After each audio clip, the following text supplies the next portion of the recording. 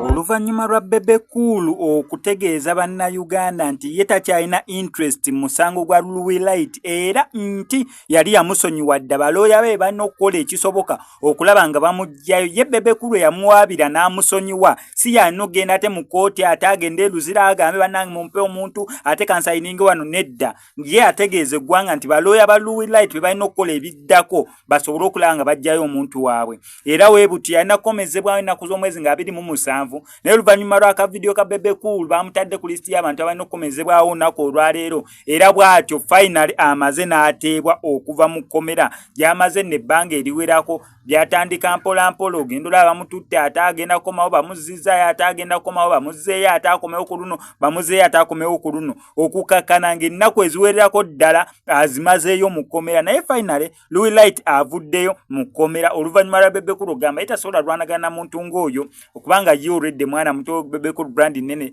tu teyalina nnyo interest na kumusiba. Ensonga lwaki ye yamusonyiwa dda just yamaze kukyogerako wano eno, ndowooza balooya be ne basifuna guts esobola okulaba nga zigenda ziyeyimirira omuntu bakole ekyetaagisa Louis Light asobole okubeera ng'avaayo. Mawulire ga ssanyu nnyo nnyini ddala okulaba nga bambi Louis Light yasobodde okubeera nga avaayo. Actually essaawa tezinnayitawo na 2 ng'oluvannyuma lwa Louis Light nga bamaze okubeera nga bamuggyayo mu kkomera. Tagenda kuddayo kubanga kisuubira nti eno bail tagenda kuddayo, already alinamu interest mu musango, yaluzinze interest. That means ono baba basobola bulungi nnyo okubeera nga bamuta.